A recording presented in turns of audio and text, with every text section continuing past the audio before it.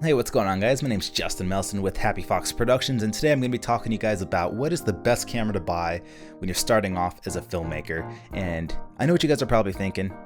How is this guy going to tell me what camera to buy? Who does he think he is? And you know what? You're right. I cannot tell you what camera to buy, and I do not expect this video to persuade you on a particular camera. This video is specifically for people that are curious on cameras that I got when I was starting out, or cameras that I would like to invest in the future, and why I got certain cameras over, other cameras. Nobody can really tell you what camera to buy because everybody has different needs. So I'm hoping this video just kind of helps you guys out in terms of, you'd buy this camera for this reason, or you maybe buy this camera for this reason. And just so you guys know a little bit about myself, I do a lot of freelance video work based in Las Vegas, and I also produce short films and everything.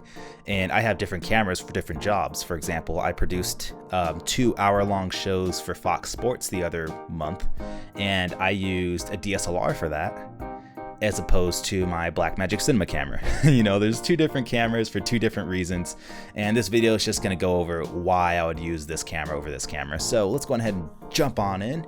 So the first camera that I ever bought when I realized I wanted to be a filmmaker was this camera, the Sony DCR-SR45 MiniDV Handycam camcorder with 20x optical zoom.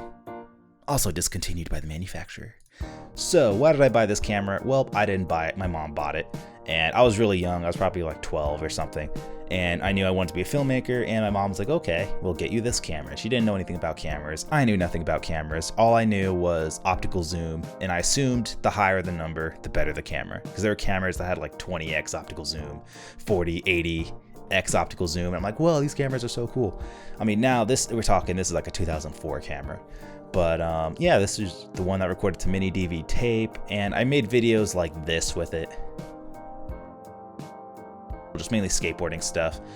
And then 2008 came around, so she went and got me this one, the Sony DCR-SR45, and it was the NTSC edition, not the PAL edition.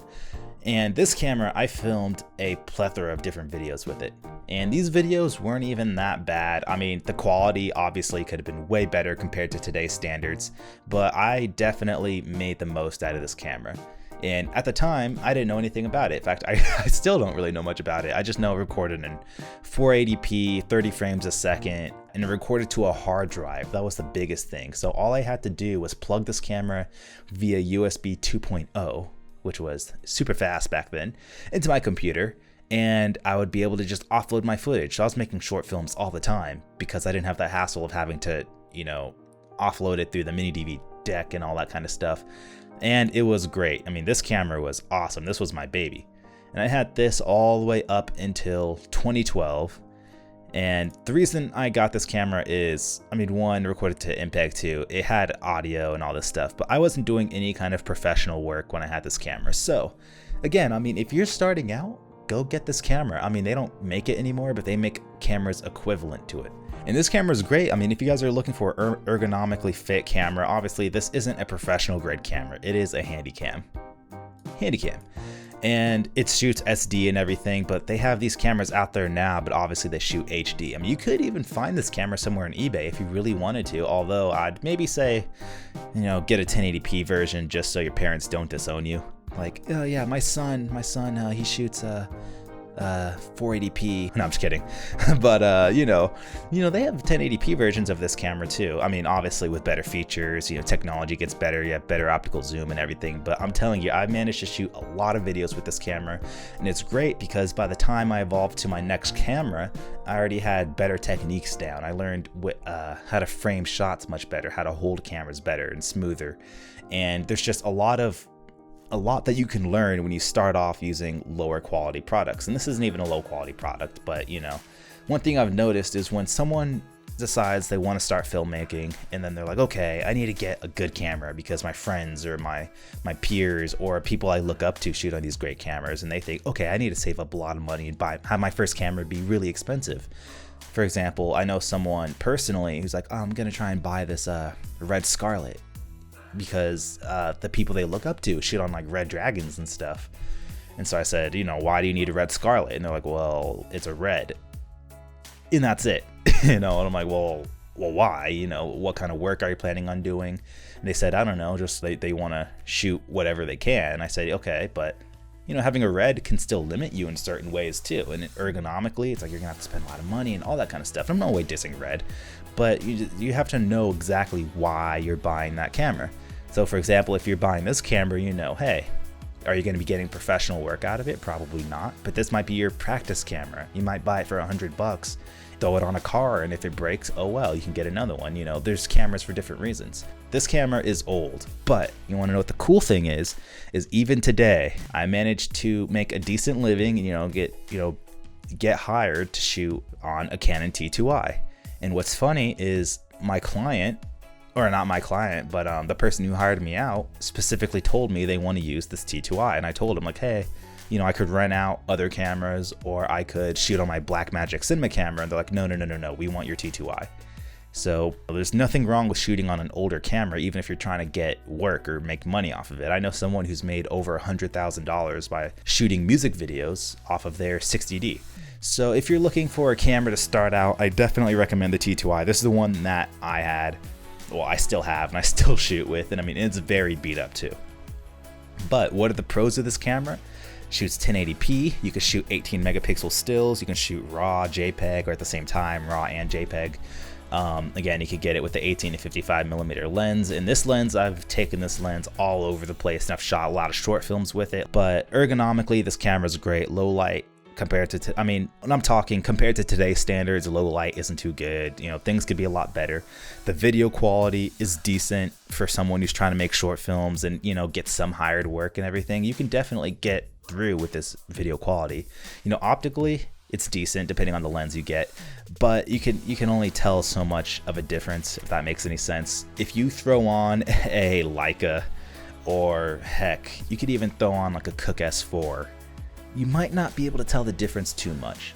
You can, because optically that determines how your image looks, but when you're shooting with H.264, 420, 8-bit footage, and let's say if you're trying to blow it up on a big screen, you might not notice it too much, but it will be noticeable. But this camera does get the job done, especially for $210 for the body. And batteries are relatively cheap too. I think they're LPE8 lithium batteries. But I highly recommend the T2i. And the thing is the sensors are almost identical. So if you're getting a T2i versus like a T5i, they're almost the same thing sensor-wise in terms of video. So, save yourself some money if you're trying to shoot video. I eventually saved up for my first Blackmagic Cinema camera. And with this camera, I've made way more money with it. And the reason I bought this camera is because right here. So I bought this camera because it has the dynamic range, it has the DNx HD, ProRes 1080p, and you get 12-bit RAW, and it was $2,000. Because I remember when I was at NAB when they announced this, and that was a big deal for everyone. It was a big deal getting 2.5K RAW for under $2,000. That was a very big deal, and it recorded to SSDs, no CFast 2s or anything. So that was really great. But just know, this camera may not be for you. You only get up to 30p. You cannot do slow motion. The low light isn't atrocious, but it could be better, especially with RAW. The raw low light is definitely not the business. But if you're shooting ProRes or DNx HD, you can definitely get some decent low light. And that also goes into this camera. You get multiple variations of ProRes. You can get ProRes Proxy, 422, HQ, all of that. In fact, I have a whole review on this camera, but where this camera lacks in terms of functionality is if you buy this camera for $2,000, you're not going to be spending $2,000 on this camera. You will be spending, actually, let's see what B&H recommends. Let's look at the accessories. You would definitely be looking at, lenses. You'd be needing some SSDs, like a 1 terabyte. I actually have a 500 gigabyte SSD. You're gonna need some battery plates, some some V-mount batteries, obviously a screen. The screen for this is a mirror outside, so you cannot really use the screen. You're gonna need a rig, because ergonomically it looks like a Polaroid camera. And you definitely need a lot to rig this up. Not a whole lot. We're not talking red, like, $20,000 to rig this up. You're gonna need to spend maybe another $1,000 to $2,000 for some batteries, some cards, just a whole bunch of accessories to really get this thing popping. So with that being said, if you're going to spend a couple $1,000s, you need to know that this camera is for you. If you know that you're going to be recording your audio externally, then yeah, maybe you would want to get this camera. But I know for me, if I knew I was going to be getting the work that I was going to be getting, which is mainly broadcast, I would have definitely looked into a more ENG style camera. Not even ENG style, but more of a Handycam video cinema camera like a Sony FS5 could actually allow me to get proper audio in. The next investment I made was the Phantom 4, which has a 4K camera built in, so that's why it's here. But I think the camera's great. I mean, there are some things that could be a bit better, maybe like higher bit rate, better dynamic range and all that kind of stuff, but I'm not complaining. I bought this for $1,300. It's $1,000 now. You get an insanely smart quadcopter with a really good 4K camera. I mean, for $1,000, that is really, really, really good. So I'm not complaining there. But these are the cameras that I have right now, and I'm actually looking into getting either the A7S II or the Blackmagic URSA Mini. And the reason for these two is because the Sony A7S, you know, is great in terms of form factor and ergonomics. There's a reason so many people use it. It's such a smaller form factor camera as opposed to this. There's two contrasts. This is more of a professional cinema grade camera that needs to be rigged up on a shoulder rig, or, you know, for example, if you wanted to get smooth shots with this camera, you would need to throw it on a Steadicam. Or you could throw it on a Movi M15 or a Ronin. But think about it, if you want to throw it on a Ronin, you have to power this thing up via P-tap. As opposed to with this guy, you could throw this on maybe a Ronin M or a Movi M5 with some, you know, battery plate on there, and you're good. You can't really throw this guy on a Movi M, you know, maybe it could fit on an M10. Yeah, probably an M10. You could throw it on an M15, but you definitely need to figure out your battery solution and everything. I mean, that all goes into play, and then we're looking at a $5,000 price as opposed to a $3,000 price. And with this, when you're looking at getting all the extra batteries and everything, it's probably going to be around $4,000 to $5,000 getting, let's say if you're going to get a small HD 702 monitor. Obviously, you'd probably want a monitor here, an EVF. This is like, what, $1,500? I mean, if you're talking about rigging this guy up, you're going to be looking at eight grand at least. And that's not even including all the CFast 2 cards. I mean, that you'd be looking at maybe 10 grand, because you're looking at, if you want to shoot 4.6K RAW, you know, that's going to eat up a lot of space. But for me personally, the reason I would look into this camera is because you get 4.6K, and it's not just RAW. You get 4.6K in ProRes. That's what really encourages me to get this, because with the Blackmagic Cinema camera, you get 2.5K only in RAW. I guess Blackmagic couldn't get the license from Apple or something, but you know, no 2.5K in ProRes. But here you get 4.6 in ProRes. You can also get 4.6 in 60 frames a second with 15 stops of dynamic range. And did I say that right? 15 stops of dynamic range. That is great. Of course, you get it in your EF or PL mounts, or if you're going to put on like a Cook anamorphic lens, oh man, you're going to be getting some great footage. But it is just, this guy, for me personally, would definitely fit all my needs in terms of short films, professional broadcast work. You know, you get your 2 XLR inputs with phantom power, 48 volt phantom power. And with this guy, I'm like, okay, you get internal 4K, you get 1080 at 120, just like the URSA Mini. You don't get 60 frames a second, but I mean, the form factor is great. And you also get a full frame sensor as opposed to a Super 35mm sensor here. And so the reason I bring this up is because for me personally, I know at the end of the day which camera I would want to get, but then I have to also know which camera can I get due to budgeting. And so for you guys watching now, you're probably thinking, okay, well, this might have not answered your question at all. Like, okay, this guy just ranted about the stuff he wants, but really think about it. What do you think you need? What kind of work do you think you'll be doing? Are you trying to make short films? Are you trying to make a feature film? Because that's two totally different things. If you're going to work on a feature, do you have a cinematographer? If you don't have a cinematographer and it's a run and gun, maybe you'd want an A7S II because you're going to be running and gunning everywhere, trying to get some shots. Are you going to be doing news broadcast work? Otherwise, you maybe want to look into an URSA Mini 4K. Oh, maybe you're going to be shooting weddings and you're going to be shooting some corporate stuff and broadcast and some short films. And you're going to lose a stop of latitude compared to your Blackmagic Cinema camera. But hey, this works. You just have to know it's a bigger form factor. You're talking when you're going to airports, you might have to start checking in gear. You know, pay for your $25 or $50 a check-in gear, maybe $100. All that comes into play. Because for me, when I travel, I'm like, okay, Maybe I want to get that A7S Mark II. I don't have to check in that. I don't have to put that camera in a Pelican case and check it. You know, I could just walk onto the plane with it. All of that comes into play. With this guy, lithium batteries, V mounts, like, oh, how many watt hours, how many can you take that through TSA airport security?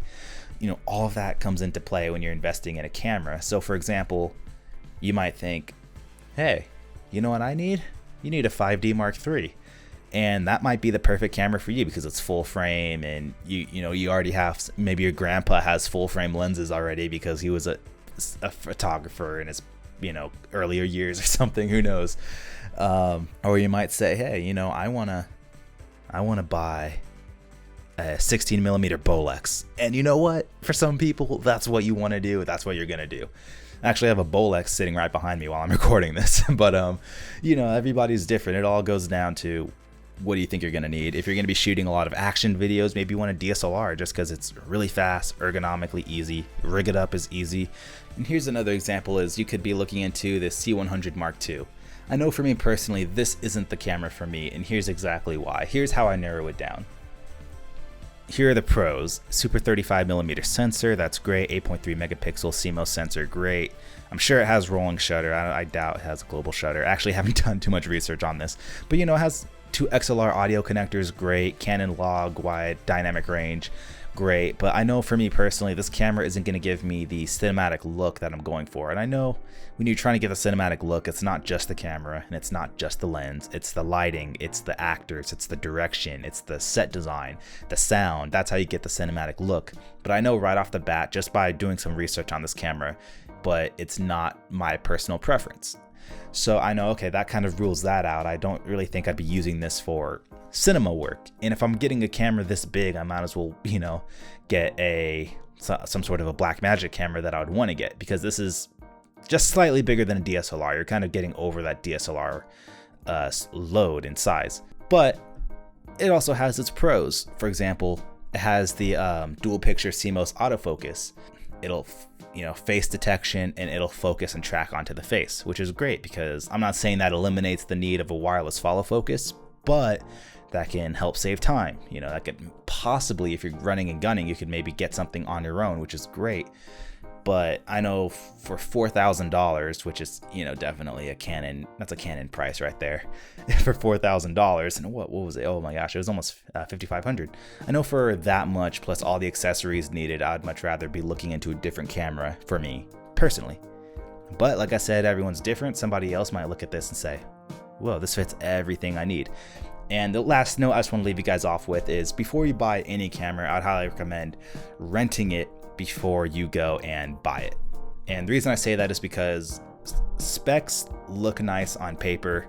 You know, you're looking at this and it says 1080p, or you'll be looking at this and it says 4K and yada yada yada, and you're like, okay, this is the camera I need. I'm looking for a 4K camera. Okay, great. And you go and buy it, and then you realize, oh, this isn't exactly what I needed. So you'd probably want to rent it out, use it on some shoots, because the last thing you'd want to do is maybe get a company with poor customer service and you go and spend, I'm not looking at you, Blackmagic, but I'm just saying, you know, spend $5,000 on a camera, and then you go and get it and it starts crashing on you on professional shoots, or you realize, whoa, this is a lot different than I thought it would be, or actually this is a bit overkill. I rarely ever need to use the 4.6K, just like with my Blackmagic Cinema camera, I rarely ever use the 2.5K. I rarely use the RAW on that camera. And if I bought this camera just for that, I would have probably gotten a different camera because it's a bit overkill. I don't need it. So maybe you get a camera that's 4.6K and you're like, you know, I never use the 4.6K. You only need the 4K, and you don't even need all that dynamic range. You really just need the basics. You know, 12 stops is good enough. You can return it and get your $2,000 back. Maybe get just the URSA 4K. But if you want to avoid that hassle, maybe just rent it out, spend $300 going to Lens Pro to Go or somewhere, rent it out, check it out, be like, okay, this is what I need, or maybe it's not what I need, and go on ahead and go from there. But anyways, like I said earlier, please make sure to take this video and everything I said with a grain of salt. I hope I was able to show you guys a little bit about what I use when I go through and I'm trying to invest in a new camera. I mean, like I said earlier, it depends. Are you doing paid work? Are you doing freelance work? Are you doing work for free, or is it just a hobby? Are you trying to pay back your camera or pay your camera off within the next few gigs you get? Everybody's different. You know, you can't go up to somebody and say, hey man, what camera do you use? Oh, I use this camera. Oh, I'm gonna get that camera because you use it. It doesn't work that way. Everybody has a different camera for different needs, and everybody has a different preference, all the way down to picture profiles and the way each camera produces a certain look right off the sensor. So again, I hope this video was able to teach you guys something. Like I said earlier, if you guys would like, please feel free to subscribe to the Happy Fox Productions YouTube channel. I hope you guys enjoyed this video, and I'll see you guys next time.